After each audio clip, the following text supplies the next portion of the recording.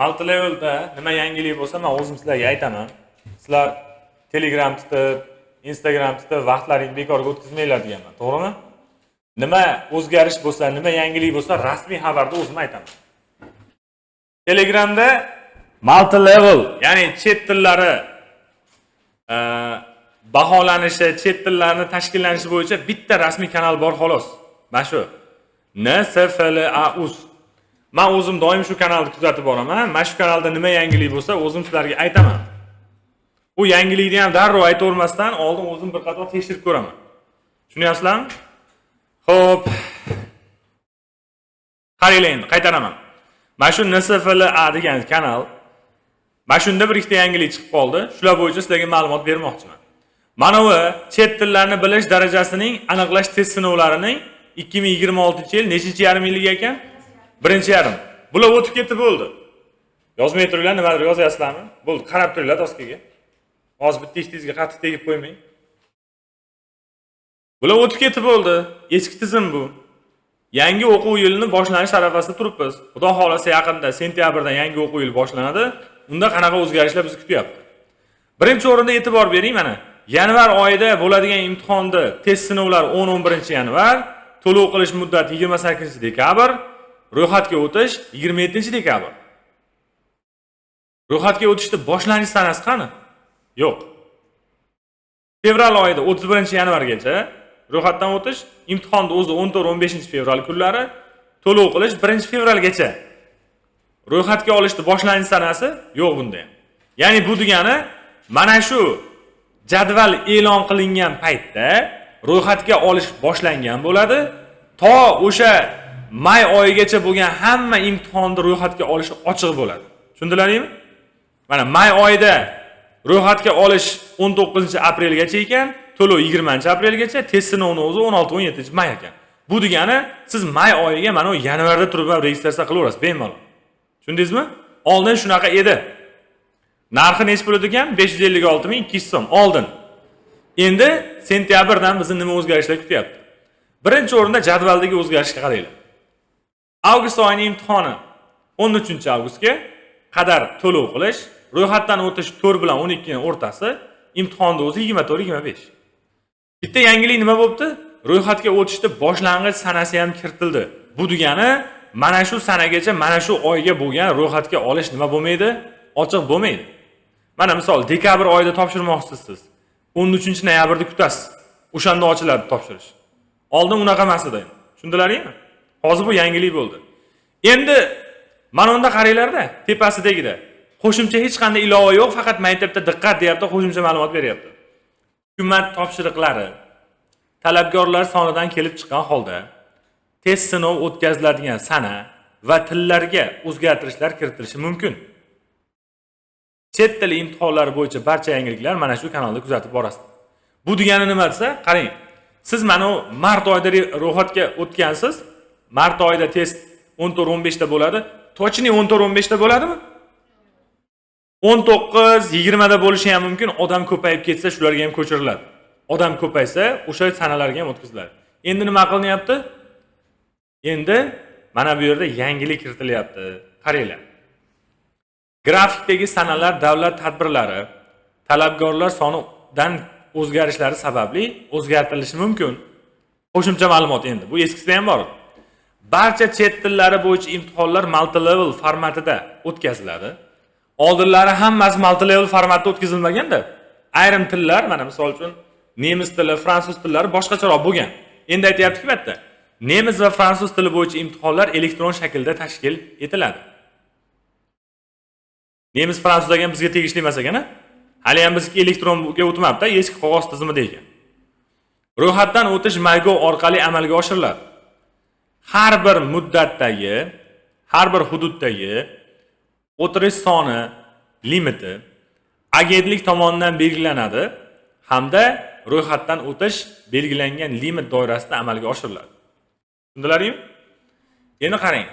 Men bitta narsaga to'g'risi yaxshi tushunmadim. Limit qo'yildi demoqchi bo'lyaptimi bu yerda? Ya'ni aytmoqchi bo'lganim, dekabr oyida endi limit bor. Biz test topshirmoqchi bo'lsak, dekabrda to'lib qoladi. Ya'ni boshida 13-noyabrda ochilishi bilan ro'yxatdan o'tib qo'yishimiz kerakmi, to'lib qoladimi degan savol tug'iladi. Tug'ilganda keyin men bitta narsaga tushunmadim. Mana shu limit faqat nemis, fransuz tiliga tegishlimi yoki hamma tillarga ham? Tushunasizlarmi? Nima deb tushunyapsizlar aslida shu gapni? Hammasiga bo'lsa kerak deb tushunishsa kerak. Endi men to'g'risi chet tillari bo'limlariga 2-3 kundan beri telefon qilyapman, ko'tarishmayapti telefonni. 2-3 kundan beri telefon qilyapman, ko'tarishmayapti. Bizda xizmat ko'rsatish juda zo'rda, davlat xizmatlari. Ano, DTMga telefon qilsam 100 nechinchi ochretlar chiqarib beryapti. Yetib kelmasdan o'chib qolyapti. Tushunasizlarmi? Ertalab ham telefon qildim, obeddan ham telefon qildim, umuman tushib bo'lmayapti. Tushsa bo'ladi, ora-orada tushib qolasiz. Bo'lmasa har doim ham telefonni ko'tarishvermaydi ular. Endi mayli nima bo'lsa ham, agar rostdan ham limit qo'yilgan bo'lsa, endi sal vaqtliroq harakat qilish kerak. Dekabr oyi topshirmoqchimisiz? 13-14 kunlari ro'yxatdan o'tishingiz kerak. Misol.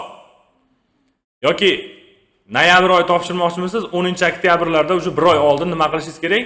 Ro'yxatdan o'tib qo'yishingiz kerak. To'lov 25-gacha qilinaveradi. Tushundingizmi? Mana shu narsani biz hisobga olishimiz kerak. Endi mana bekorga chiqmagan bo'lsa kerak. Agar bu rostdan shunaqa bo'lsa, bitta yaxshi tarafi nima bilasizlarmi?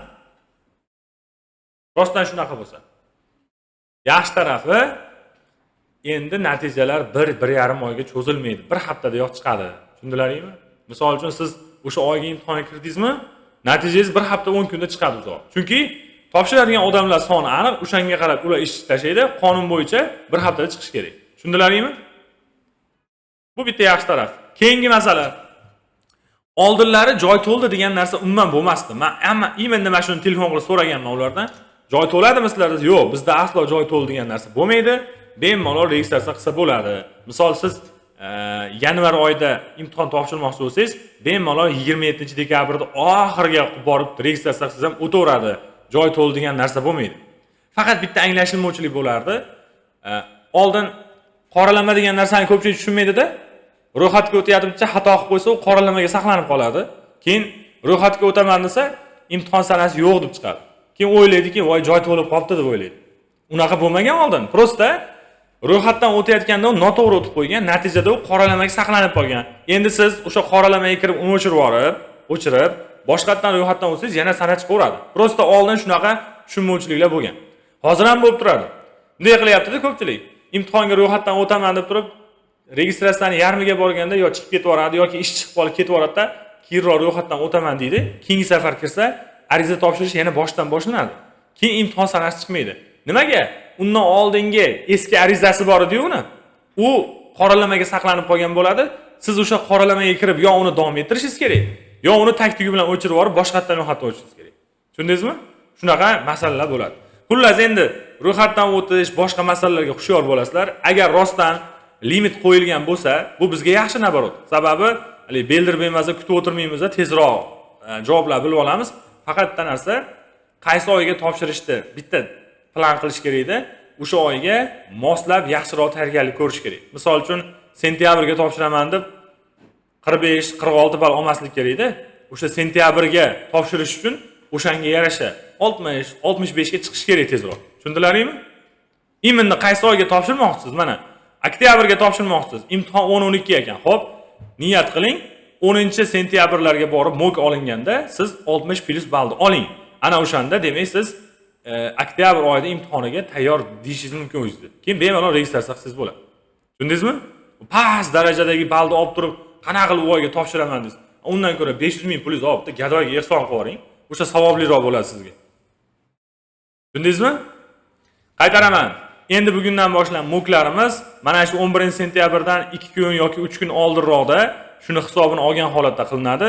Agar biz mo'kni olishimiz bilan yaxshi natijaga erishsangiz, siz bemalol keyin 11-sentyabrda ochiladi-ku mana registratsiya. Sirraz registratsiyangizni qilaverasiz. Tushundingizmi?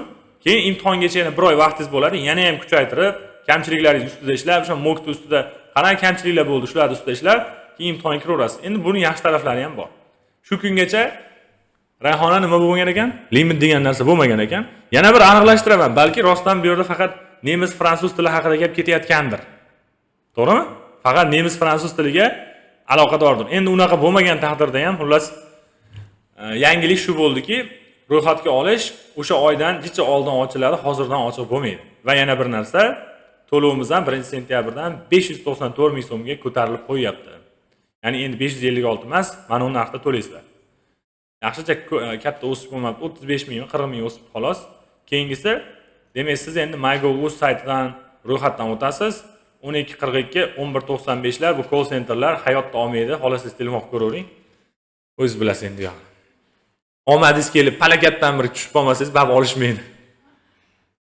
Ularning ham bola chaqasi bor, tezroq ish tugatib ketish kerak. Ularning ham balki ichida chaqalog'i borlar, bordir. To'g'rimi? Savol bormi menga? Hozircha yangiliklar shu, Xudoga shukr. Writing, speakinglar joy-joy turibdi, hech qanaqa o'zgarish yo'q.